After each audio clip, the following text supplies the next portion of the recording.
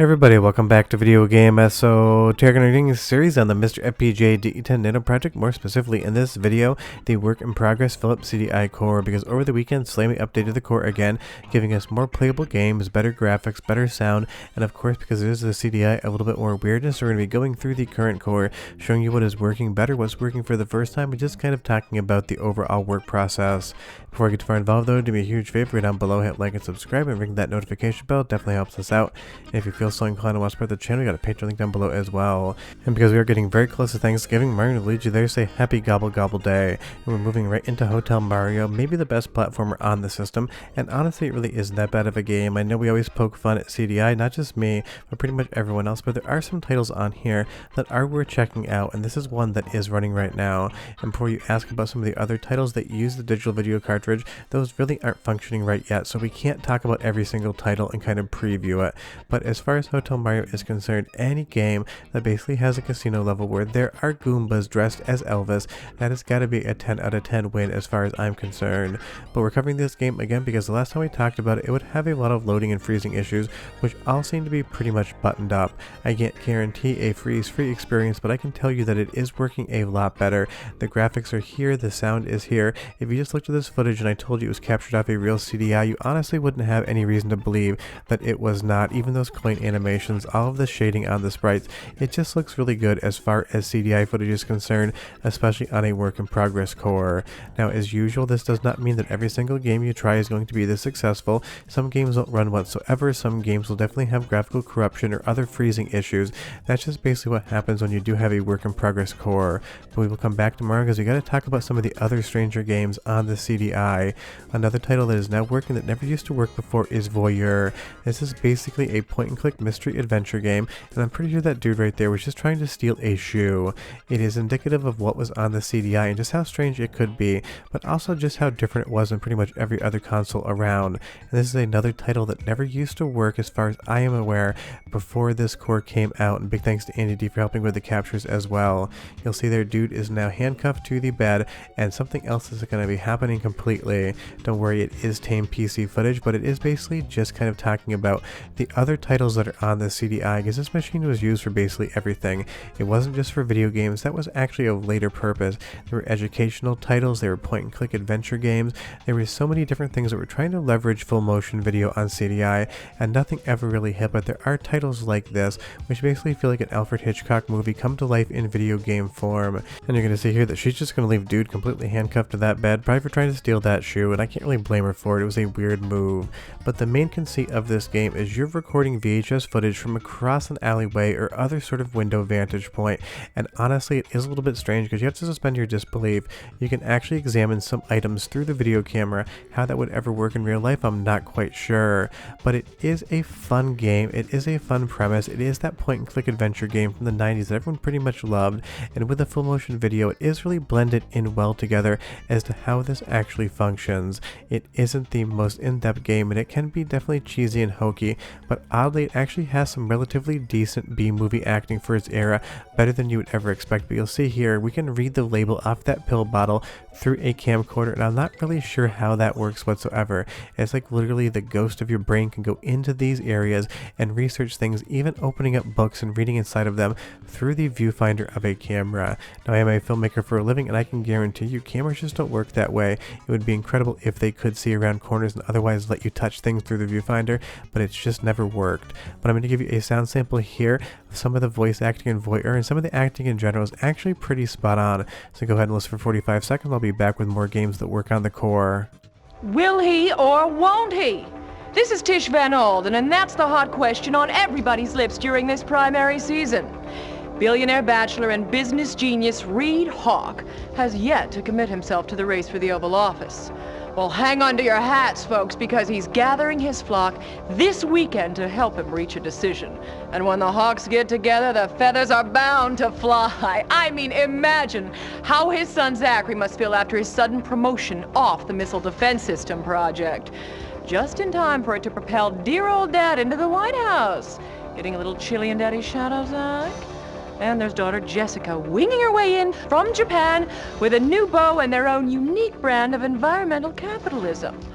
Not only is that some great acting and some of the most early 90s decor and wardrobe you could possibly get, it's also pretty funny that a billionaire was running for president there. It definitely feels a little bit like something that has been happening recently.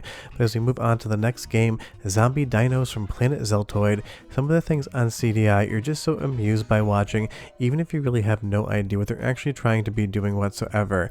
But there is more than one game that basically uses this puppet style animation and full motion video just to kind of tell a story.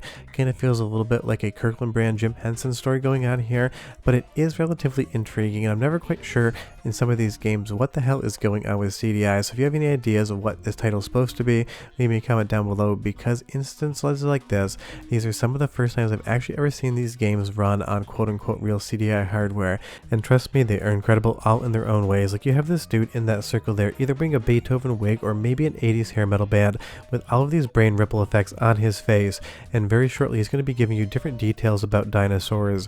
Why are we researching dinosaurs in this game? I have no idea. It is just an example of another game that's working well, and to see all of those little animations kind of look like chains and cogs going on in the background, everything is working correctly. That video of the actor talking to us right now is animating fully. There aren't really any video glitches whatsoever, so it's an example of just how far this core has come, even if the games are inexplicably too confusing for me to actually explain what is going on. And you will see here we can actually do a lot of research into dinosaurs. Not sure if the facts are right or not, definitely not a paleontologist, but go ahead and listen to the voice acting here on this dino exhibition. I'll be back with a few more games to show you. Velociraptor lived in the late Cretaceous period, when the Earth's single great landmass, known as Pangaea, was slowly breaking up into the continents as you now know them. A dinosaur of the smallest order, Velociraptor only grew to the size of an adult human, around 6 feet from the tip of its snout to the end of its slender tail. I mean, it's good voice acting, and you definitely got a lot of details about velociraptors there, so whether or not you want to play that game, it is one that we can mark off the compatibility list for the work-in-progress CDI core. Now, moving back over to Mario here, I do like these animations, even if they are janky at best.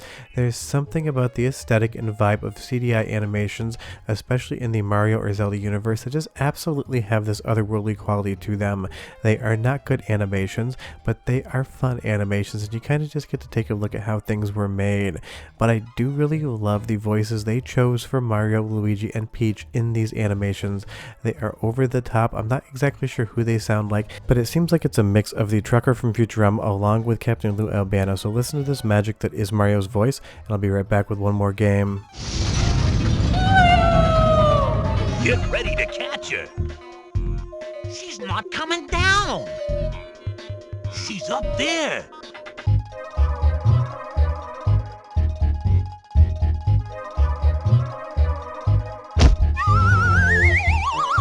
Hard to see through those clouds. I hope we can get rid of them. Get the hint? That is just so much fun in so many ways. It's not a good voiceover, it is not good animation, but it is a vibe, but it makes you happy when you listen to it. But as far as Hotel Mario in and of itself is concerned, it is working on the core, everything's animating well, you can see all of the different characters here, and it is a fun if simple game. So to say that every single Mario and Zelda game on the CDI isn't worth playing would be an understatement. They're all worth playing to see how different developers that weren't Nintendo kind of interacted with the properties outside of Nintendo hardware. But as far as Hotel Mario is concerned, it's just kind of worth playing in general.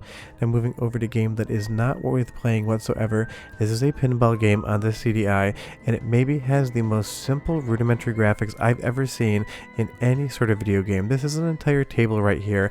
There's all of about 8 different details. It is incredibly easy to lose the game. It isn't worth playing in any way, shape, or form. And I'm not here to make fun of the CDI, I'm just to talk about what games are now working. You go to the Spring Break board, and at least they decided to leave you something to look at as far as the overall splash screen is concerned. But when you get into the pinball table again, it is the most rudimentary, simple thing you've ever seen. There's not a lot of gameplay in this one. It's definitely not worth checking out whatsoever, but it is worth talking about as far as games that work. And I love that the pinball is being held by a dude on the boardwalk here, and he's just going to basically bowl or throw that pinball up into the playfield, and apparently can go into the ocean, and that is no big deal. But if you take a look, all of the animations, all of the graphical effects, everything here are working like you would expect expect them to. Unfortunately, there's just not very good of a game attached to any of the working graphics. But these testing videos aren't just to talk about some of the best games on platforms, they're also to show you games that do work and never used to work before, even if you might not be that interested in them. As we move over to the third table here again, there's just like 8 bumpers on the playfield and 2 flippers, and that is the entirety of everything.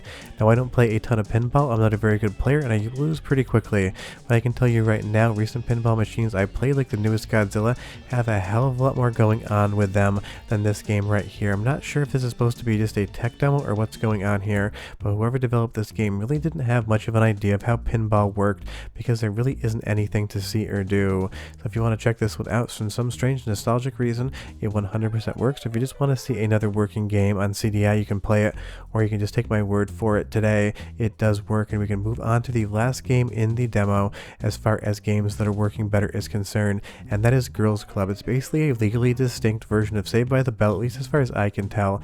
I'm only showing you the intro because this is again one of the most 90s things I've ever seen. It is hilarious to watch in motion, and now it looks a lot better than the last time we showed it to you because all of the different graphics were completely the wrong color and absolutely corrupted.